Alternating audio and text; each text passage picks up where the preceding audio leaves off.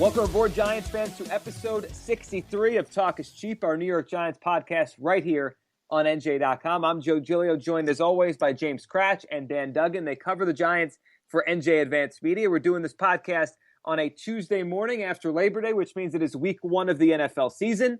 The Giants will be in Dallas on Sunday afternoon at 4:25. So we have a lot to talk about as we kind of recap the summer, the final cuts, the roster, and look forward to week one and really what this 2016 Giants team can be this year. James, we'll start with you. I guess we'll start with kind of an overall feeling on the Giants as we head into this season. I mean, the one thing that stood out to me is they're healthy heading into this first week, which that has been something we've rarely said on this podcast. Yeah, we're taping this on a Tuesday, so they had their first regular season practice on Monday, and what Dan and I and most of the beat writers do is you get the roster every day and you go out and you cross off each number as you see it on the field. Take attendance. All 53 members of the Giants' active roster were on the field practicing on Monday. That is something that I don't think happened at any point last year, including when they had a 90-man roster on the first day of training camp. I can't remember it. I mean, obviously, it's for the Giants. They've been so banged up over the years that just even though it's only 1 week, even though it doesn't mean they're going to stay healthy all year. I mean, that has to give them a lot of confidence, don't you think, Dan? Heading into a season that, all right, we're whole now. At least we're going to be, we have a chance to be what we think we can because we have everyone we planned on having. Yeah, I mean, absolutely, especially with the emphasis that was put on that. McAdoo talked about, changing things around. Obviously, made some big changes with the strength program, and there needed to be changes when you just look at the recent history. But yeah, I mean, you look at that, 53 guys coming into the season and everybody healthy. I mean, I don't think too many teams in the league can claim that. And I think when you really look back at the preseason, that's the most important development. As much as there was so much hand wringing about how bad the offense was, at the end of the day, I mean, the fact that they're coming into the season healthy and whole is the biggest accomplishment of the preseason. I think so. And now they go into this week and, the expectations are there. I mean, they maybe aren't sky high. Maybe there's been some that have come back to earth because of the offensive line concerns. But James, what's your feeling on the feeling around the Giants? And what I mean by that is, what do you think the Giants kind of expect out of themselves this year? I mean, they usually talk like they could go and win. And we heard before the summer really started that, they thought they can get back to the playoffs and go win a championship. But, they've had a few now, to put it lightly, poor years in a row. Do you think there's that confidence there, even with some of the issues they had this summer, that they're going to be a good football team this year? Definitely. I think the Giants internally think that they're going to be a playoff team this year. They're going to win the NFC East. I think for the most part, a lot of fans seem to feel the same way. Obviously with the quarterback situation in Dallas, with the quarterback situation in Philadelphia. And I just think for whatever reason, and I'm sure we're going to talk about this later, people just have decided the Redskins were a mirage last season, and they don't take them very seriously. So I think the Giants think they're going to win the division. I think most of their fans think they're going to win the division. I'm not too sure about that, but I think there's definitely a lot of optimism running around the team right now. They feel that, yes, the offensive line looked really poor in the preseason, but they think they're going to be able to fix that come the regular season. So they're feeling good right now in East Rutherford. I think they are too. I mean, that seems to be the feeling that the Giants could be a pretty good football team this year. And obviously, when you look at the division, Dan, I mean, that plays a partner, right? Because the NFC East doesn't seem to have, that 10, 12, 11, 12 win team, a definite at least. We don't know yet. The Redskins were pretty good last year. As James said, everyone seems to think they'll come back down to earth. The Eagles just traded their starting quarterback away a week before the season, and the Cowboys don't have theirs. So how much do you think the division and kind of the strange nature of the NFC East plays into the expectations for the Giants? Yeah, I mean, I don't think it could line up any better. I don't think anybody expected Dak Prescott and Carson Wentz to be starting for the Eagles and Cowboys week one. So I think that when you look at that, there's only, the expectations should only go up. Obviously, again, Washington is going to be Washington. They didn't change drastically, and they're still the division champs. But yeah, I think if you're a Giants fan, there's plenty of reason for optimism there. And again, I think so much of the pessimism that seeped in through the preseason, you have to keep in mind how little Odell Beckham played, how little Eli Manning played. I mean, those guys are going to make a difference. I think we all know that and accept that. So sure, there's concerns with the offensive line, but there's plenty of positive signs on the defense that certainly wasn't there last year. So I think that, that preseason hand-wringing kind of goes out the window, and you start looking at things, and this team lines up pretty well in the NFC East, in my opinion. James, when we look at before we go on and look at the season and kind of talk about this first game against the Cowboys, when you look at the roster, now that everything is set, I mean, at least set for now. I mean, these things could change every day with the last couple guys on the team. But as you look at the roster, the way the Giants set it with the final 53 and kind of made some moves on the waiver wire this weekend, how would you compare the roster, the way it looks now, to the way you thought it looked, the first day you got to camp, in terms of, players that maybe were a little better than you thought, players that went a little backwards, and obviously some guys they cut or added? How do you think this roster has changed the last month or so? For the most part, I think it's pretty much stayed the same. I think Eli Apple is going to be a lot more NFL ready this year than we thought he would be. I think that the offensive line, I never thought the offensive line would be like a major strength, but I didn't think that they would look as poorly as they did during the preseason. Now, granted, I don't think they ever really had the full first-team offensive line, first-team offense together on the field. Linebackers, I'm still kind of cautious about that situation. I think defensive line has looked really good, which I think people expected. Receivers have looked good. I think the receiving core might be a little bit better than we thought it would be, because I think obviously Cruz has gotten back on the field, which was a major question mark. Tavares King and Roger Lewis had good camps. Granted, that's just the preseason. They have to prove it in the regular season. But for the most part, I think this roster is pretty much what we thought it would be. There's a couple places where they're a little bit stronger than I expected, and there's a couple places where they're a little bit weaker. But on the whole, it's pretty much what I expected.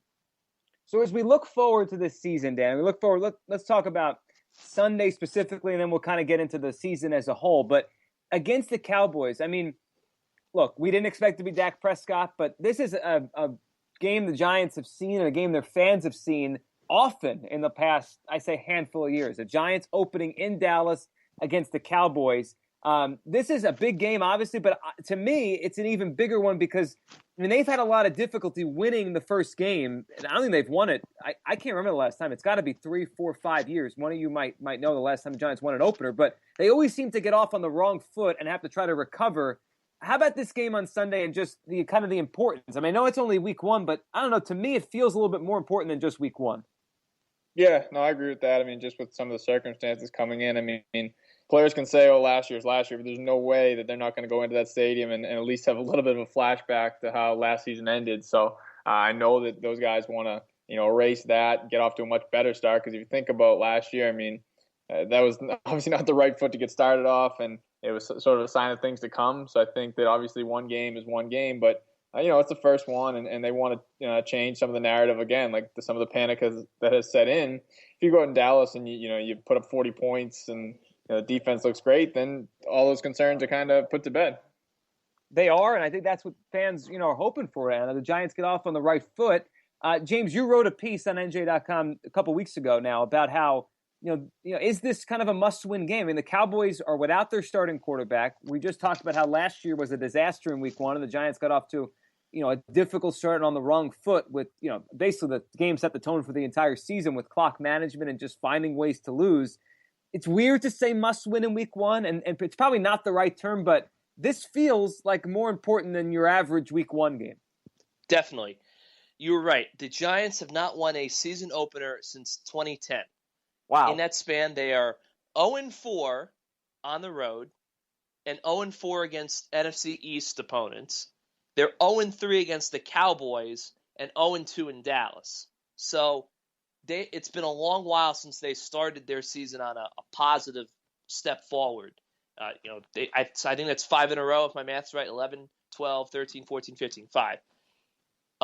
So, yeah, look, I don't know if a must-win is the right word, but it's a very big opportunity for the Giants to beat a Cowboys team that's without Tony Romo, starting a rookie quarterback.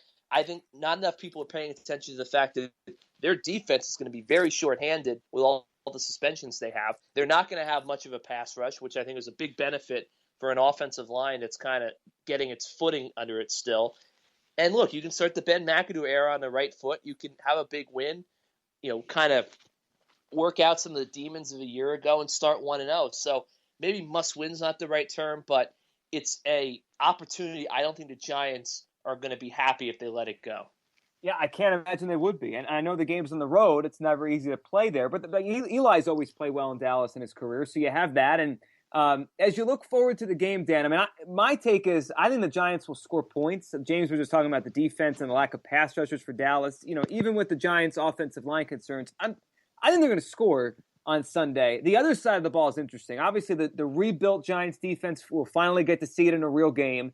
I think it might be a little bit harder to prepare because it's Prescott and you don't really know what he is outside of, some preseason tape. And then Ezekiel Elliott obviously looks like the real deal. How about that side of it? I mean, how do you think the Giants defense matches up against what we see of the Cowboys and Elliott being, a big part of it now? Yeah, I mean, obviously Elliott comes with a lot of hype and deservedly so. I mean, I saw him the last couple of years at Ohio State, and he's pretty impressive. But I think the big question mark when these teams match up is definitely going to be Witten. I think Giants fans are waiting for the day when he is over the hill and doesn't kill them, but that day hasn't arrived yet. And I think just with some of the changes they've made at linebacker and safety, we'll see if they have an answer for him finally. Because, I mean, obviously he's had his way with this team in the past. And then, even though Tony Romo's not there, Des Bryant's still going to be, forced to be reckoned with. And again, you got some new corners, so they'll get a good test right out of the gates. And like you said, Dak Prescott, who knows? I mean, he looked great in the preseason. Obviously, he was a successful player in college, but I think it's a little different when the lights come on, and you're going to see a little more complex coverages than what he was seeing in the preseason. So I think anytime you get a chance to go against a rookie quarterback in his first start, you like your chances in that matchup. You do, right? And that probably adds even more into it why the Giants, I don't know if the word is should, but probably feel like they should go win the game. James, for you, this matchup on Sunday, I mean, what are you looking for? Dan mentioned Jason Witten, who's always killed the Giants. I mean, I guess he kills everyone because he's probably going to go to the Hall of Fame one day. But specifically, when you look at Giants-Cowboys this week, a lot of new faces with Elliott, with the Giants' defense being rebuilt, and, of course, Dak Prescott. What's standing out to you as we sit here on a Tuesday morning? For me, it's the pass rush. It's the Giants, that was the major reason. I mean, remember last year, Tony Romo completed 80% of his passes in week one, and he was basically untouched in the pocket the whole night. So that for me is, yes, Romo's not playing, Dak Prescott is, but I want to see that Giants pass rush. Can they generate the heat on the quarterback that they did for the most part in the preseason? What does Olivier Vernon do? How does Jason Pierre-Paul look now with his hand? Now that it's for real, it's go time. What do we see from Owa Odigizua? Do they get any pass rush from the linebackers? Do they, does Janoris Jenkins hold up? He struggled early in camp. He was okay in the preseason games. Does that continue? Can they force turnovers, make big plays? So that's for me. This whole game is about the defense. I think the Giants' offense is going to be okay. Offensive line concerns aside, but for me, it's what does this defense do in its first, real game effort after last year's debacle? Yeah, and they had a lot of those debacles here. And, this is the first one at the Cowboys Sunday. Will kind of set the tone for this entire season. But I don't think we've, at least on the episodes we've done this summer, I don't think we've looked at the Giants' schedule together and really kind of, maybe not broke it down game by game. I know you guys have been putting up pieces on NJ.com with win-loss projections based on game by game. But just as a whole, what do each of you think about the schedule? I mean, as I look at it here, and I think there's an opportunity for the Giants to get off on a good foot here. At the Cowboys, we're talking about why it might be a favorable matchup, all things considered. And then back-to-back home games against the Saints and the Redskins. I mean, there obviously will be peaks and valleys in any schedule, but how do you see this schedule for the Giants? Dan, we'll start with you. Just kind of an overall thing. But for me, the first thing I see is there's some winnable games there to start the season. Yeah, I'd agree with that. And obviously you got, 2 out of the first 3 in the division. So it's a chance to either put yourself in good position or you're going to be, playing catch up a little bit. I think that October stretch is pretty tough. I mean, obviously Teddy Bridgewater injury probably helps, but still going to Minnesota, that's not going to be easy. Then you go to at Green Bay, then you're home for Baltimore, and then you got to travel to London to play the Rams. So hey, I'm just looking at that from my own perspective. That's going to be a murderous couple of road trips in there. Yeah, that's tough on the beat writers. Exactly. That bye week will be coming just the right time. But no, I mean, that's a tough stretch. And it's not an easy schedule by any stretch. But I think, if you look at where it is now, a lot of things like we've touched have kind of broken their way, at least just as far as, quarterback injuries. So that's always a good place to start, having an opponent be down a quarterback. And that's happened to a few of their opponents. So yeah, I think a chance to get off to a good start, and I think they're going to need to, because I think October, it could be tough. So you don't want to have to be making up ground, right out of the gates. Yeah, no, you don't. And the Giants have had to do that in recent years. James, when you look at the schedule, I think on Tuesday morning you put up your game-by-game picks. What stands out to you? I mean, we have the early part that seems pretty favorable. Dan mentioned October can be difficult with travel. And then I see the 3 straight home games coming out of the bye after when you guys go to London. That seems like a pretty big win for the Giants, at least just, in theory. Yeah, it's a strange schedule. I think that the first 7 games are big. I think the Giants, they could win 5 of those games. They could lose 5 of those games, because I don't think that New Orleans is a given in week 2, because we all saw Drew Brees owns the Giants. It's pretty simple. The stats are ridiculous. He carved them up last year in a historic performance. I think the one saving grace for the Giants in that game is that their defense is going to be better than 52-49 last year. The Saints defense will, as always, be pretty bad. But for me, the real crucial part of the Giants schedule is, as Dan said, that October stretch, 3 games on the road, Green Bay on a short week, going to London, Baltimore at home. They should be better than they were a year ago. That's a tough stretch. And for me, you get to December, they got to go at the Steelers. They have to play, I believe, correct me if I'm wrong, they got the Lions the next week. I'm looking at it right now. They play at the Steelers, at home for Dallas, home for the Lions. Home for Dallas, home for the Lions, at Philly on a short week. Mm-hmm. A Thursday. At Washington. Yeah, I mean, as I wrote, when the Eagles made the Bradford trade, you got to figure that Carson Wentz by week 16 is going to be much improved to what he'll be this weekend. I don't see that. Look, I might be wrong. You guys might disagree. Does anyone think the Giants are going to beat an Eagles team that likely has nothing to play for except pride in week 16 in Philly on a short week at night? That's a tough spot, right? Unless the Eagles are just so banged up, I think that's a tough spot. I mean, you figure that Wentz is probably he's not going to be a rookie anymore by December 22nd. Right. So I think that this schedule, it's got a soft middle there, sort of say. We got the Eagles at home. I think the Bears are going to be better, so that's a tough game too. So I think a lot of Giants fans seem to look at the schedule and think it's very favorable. I don't see how it's favorable. I don't think there's any, killer, brutal stretch necessarily, except for that October run. But there's a lot of tough games on that schedule. There's a lot of, tricky spots for them. So they got their work cut out for them, I think, if they're going to have a winning season. They do. I mean, they always seem to here. And as we look forward to this season and what they will, I mean, I think the one thing that stands out to me with the schedule, James, to bring it back to maybe Giants fans thinking it's easy. I don't think it's easy, but I don't have them in front of me, but I think we all know the Giants have had some brutal stretches in seasons, towards the end of Tom Coughlin's era, the second half of his tenure. And I guess this doesn't look brutal. Maybe it doesn't look easy, but that might be where some of Giants fans are coming from. I guess you get the schedule each year, and Giants fans look at it and say, well, where's the really, really brutal stretch? And I guess I don't see that in this schedule. But like Dan mentioned, the October stretch isn't easy. At Minnesota, at Green Bay, Baltimore, the trip to London. But it all starts with Dallas. It all starts this Sunday. And you guys were talking about the division as a whole. I think I asked this 2 weeks ago when we did a podcast, and now things have changed again, right? Because Prescott's starting in Dallas, and Carson Wentz is starting for the Philadelphia Eagles, who just completely changed their franchise again over the past 3 days or so. How do you stack this division up right now as we go into the season? Dan, we'll start with you, and then we'll go to James.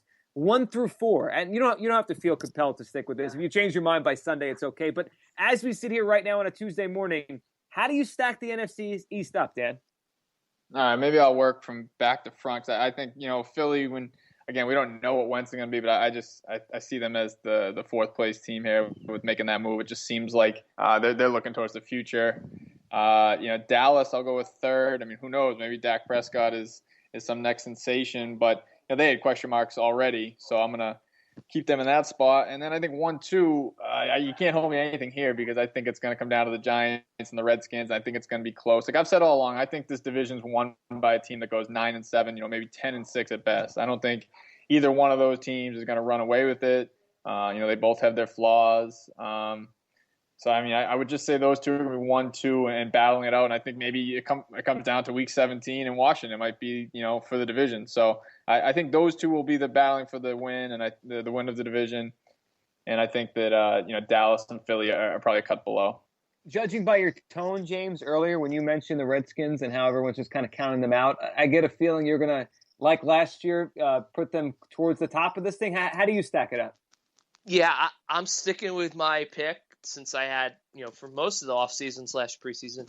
I think the Redskins are going to win the division. If you saw my record prediction on NJ.com for the Giants on Tuesday morning, I had them going 9-7. They start 9-5, and then it all kind of falls out at the end when they lose in Philly in Week 16, lose in Washington in Week 17. I do think the Giants will beat the Redskins in Week 3, but by the time it comes back to Week 17, it'll be winner take all for the NFC East. That game will probably get moved to Sunday Night Football, and I think the Redskins win at home and they win the division for a second straight year. Giants finish 9-7, second place.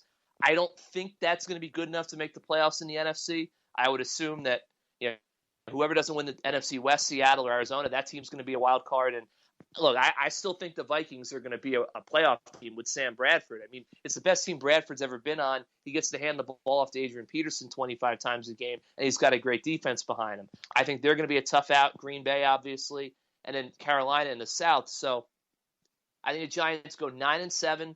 They miss the playoffs, which will sting, and Giants fans don't want to hear it. But at the end of the day, if you finish 9-7, that's a 3-game improvement from a year ago. You haven't had a winning season in 3 years. Now you're 9-7 on the cusp of the playoffs. You're finishing ahead of the Cowboys. I think they'll be like third, maybe 8-8. Well, I could see the Cowboys going 4-12 again, just because if you think about it, last year they didn't have great quarterback play when they lost Romo, but they were good enough to be in every game. They just couldn't get the job done. I could see that happening again. And I agree with Dan. I think the Eagles pull up the rear, but they're an exciting team by the end. It has a lot of optimism going into 2017. But I'll stick with that. Redskins 1, Giants 2, Cowboys 3, Eagles 4. Giants just missed the playoffs, but they got a lot to look forward to going forward. A not so happy New Year if your projection works out on January 1st, yes. If the Giants lose that game in Washington. All right, we have 6 over-unders here for the Giants, some players, the team itself into the season. One of them, James, I think you already touched on, but that's okay, and we'll get Dan's number with it as well. But we'll go through these, and I guess we'll kind of get a feel as we look forward towards Week 1 and what you guys think and what we can think of this team. All right, so each of these, we'll start with Dan, then we'll go to James on these. So I'll throw an over-under at you. Tell me what you think, and then why you think it. All right, over-under wins for the 2016 Giants. Dan, we'll start with you. We set the number at 8.5. That's a good place to set it because if you said 9, I was gonna be stuck. But I'm gonna go over because I think they're 9, maybe 10. I haven't done the game by game, but just my general feel. I think this feels like a 9 or 10 win team. I'm gonna do my game by game for Wednesday. But yeah, I think there'll be some improvement this year. They won't be in that 6-10 hell again for another year. So yeah, I would say if 8.5 is the number, I'm gonna go over. James, we already know yours, so Yep. we'll kind of move on to the next one. So both of you guys go over 8.5 wins. Number 2, and I think this one's probably going to play a big role into how many games they win and really how much they can improve. Because I think they're going to score points, even though the offensive line obviously has some concerns heading into the season.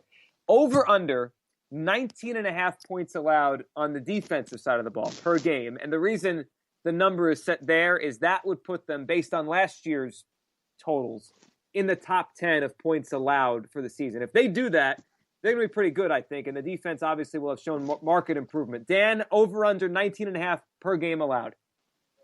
I'll go over. I don't know if they're going to go from 32 to top 10 overnight. I mean, obviously, there's been some big changes, some big improvements. I think they'll probably be more in that 16 range, which would still make a big difference in why I think the team's going to be better. But I'm not quite ready to put them as a top 10. The linebacking core is still, relatively shaky. Obviously, they've made some big improvements up front and in the secondary, but not quite ready to put them in the top 10.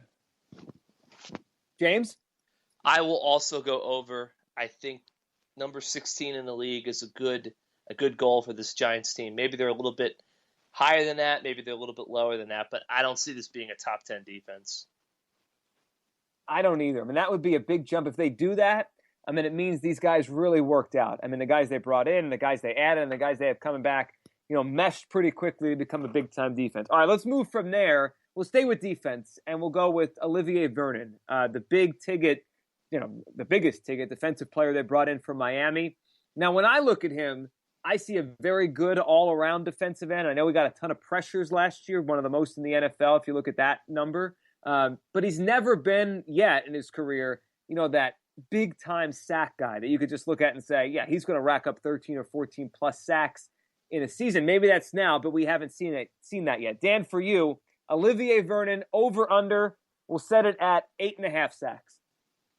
I'm going to go, I wouldn't say well over. I'm definitely going to go over that. I mean, he had 7.5 last year, and I think he was really hitting his stride late last season. And everything I've seen, from him this preseason is that the Giants were pretty much right in forecasting that this is a player on the rise. I mean, he's been really a dominant presence in practices and even in his limited action in preseason games. He spent a lot of time in the backfield. So I actually would think that he's going to be in double digits this year.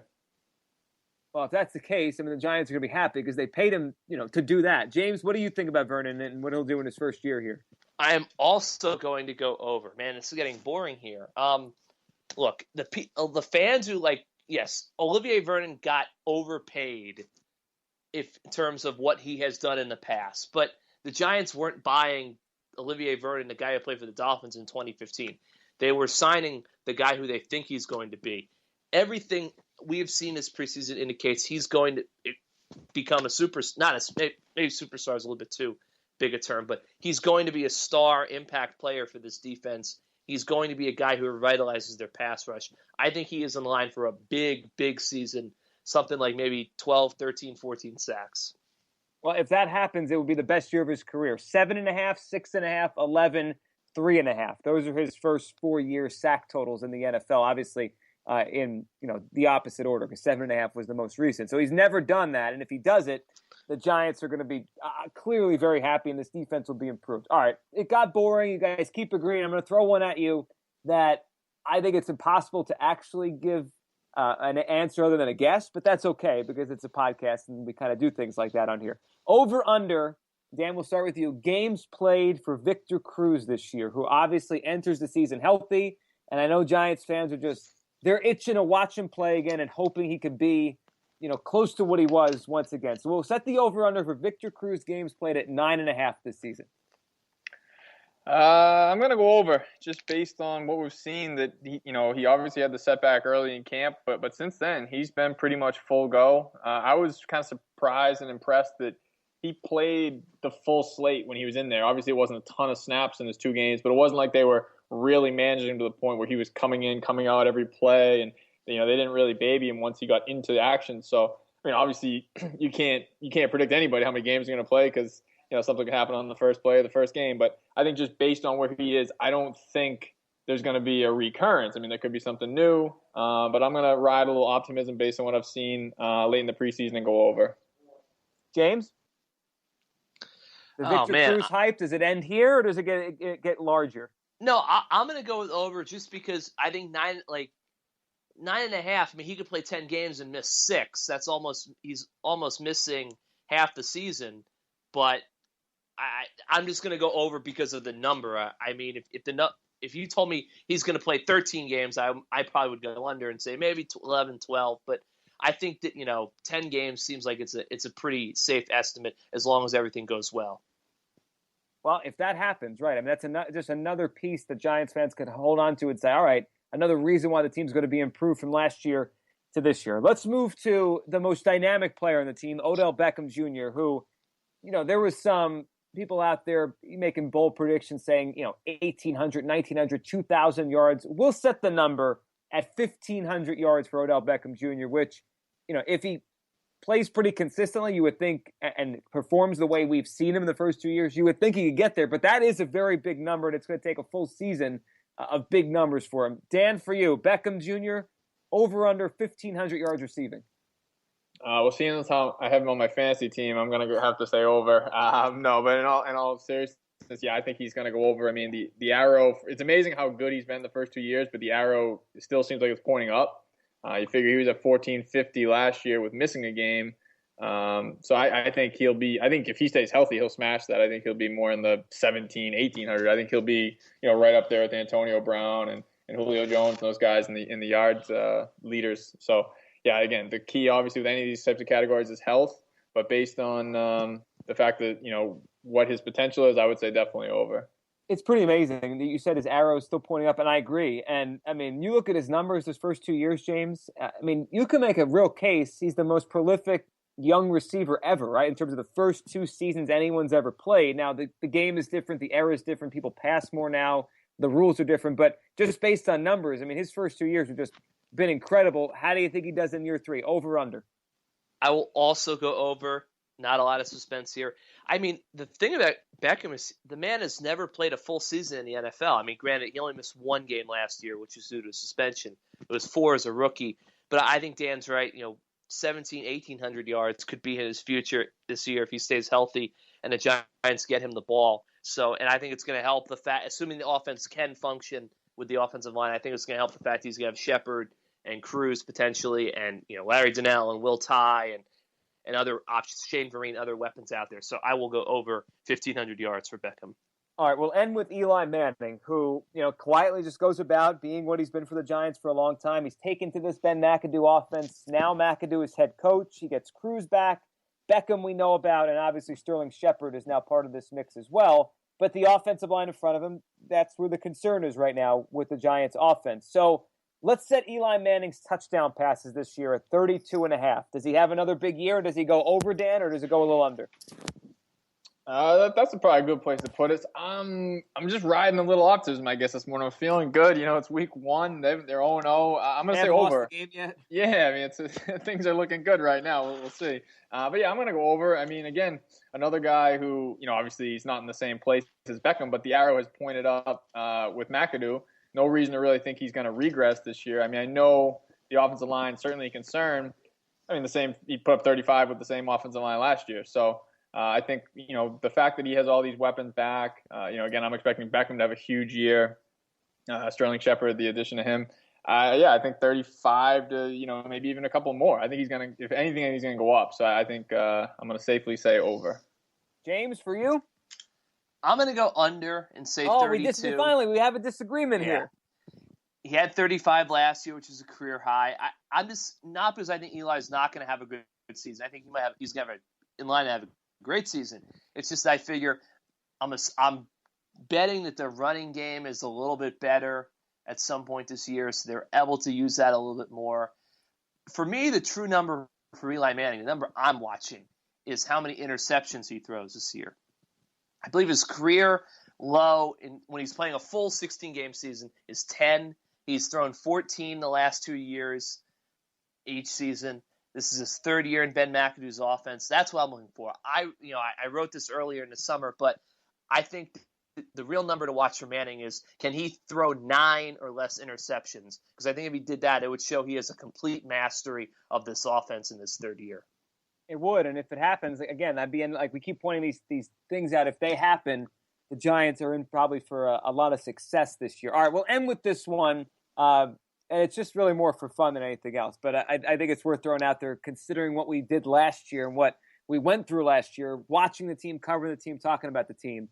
Over under on how many weeks until we question Ben McAdoo. And I don't mean long term, like, oh, he's a bad coach, he should be fired, but just something that gets fans and us riled up. Last year, for reference, of course, it was less than 1 week because we came on right after week 1, and the whole podcast was about the clock management at the end of the first game in Dallas. So over under how many weeks until Ben McAdoo's under the spotlight for something, whether it be clock management or you could probably name 10 other things he probably could be for. I'll set it at over under week 1, meaning we come back next week if it's under and we do it right away. Dan, over under 1 week for Ben McAdoo getting questioned. Oh, come on. This is New York under. I mean, I don't know if you can say he's even made it to the regular season. Some of the minor decisions they've made in the preseason have already gotten, people questioning him. So, yeah, I mean, there's certainly going to be something that comes up on Sunday that, will draw the questions and second guessing. I mean, obviously it'll be premature, but that's how we do things around here. So, yeah, I'm definitely, I think that might be the lock of the day. I'm going to go under. James, you with that? I'm going to say over. Oh, you think he's going to walk out of Sunday with everyone feeling good? Well, I mean, look, I know it's a little bit early in the week, so I'll just go ahead and say it. I think the Giants are going to beat up the Cowboys on Sunday. I think they're going to win the game by at least 10 points. I just have this feeling that they're going to go down to Dallas and they're going to win pretty handily. I think he'll get through that. I'm going to say after week 6 is when I think the season is going to reach its first critical mass. Because I have long honeymoon period. Wow. Well, I have them starting 3-0, and I have them losing the next 3 games, including at home against the Ravens. So that's why I'm circling the board as, it's the first circle the wagons portion of the McAdoo year 1 will be after week 6 when they have lost 3 straight and they're heading to London with the season on the line. So well, I can't wait for that podcast. That should be a fun one. And if they do play well Sunday, obviously next week will be interesting and fun for a different way as we talk about a Giants team that could be 1-0. So that's an interesting take. All right, so maybe Ben gets out to a good start. We'll see. We'll start seeing it Sunday. You guys will be there in Dallas, and then we'll catch up early next week to talk about either all positive vibes or a fan base that is upset again to start a season. Dan, always appreciate you doing this. Yeah, thanks a lot, Joe. Thank you, James. Thank you, Joe. And thank you, Giants fans, for listening to this episode of our Giants podcast, Talk is Cheap, right here on NJ.com. You can find the show on SoundCloud, Stitcher, iTunes, iHeartRadio. Any way you want to listen, you can listen. We'll be back next week to talk about what happens in Dallas.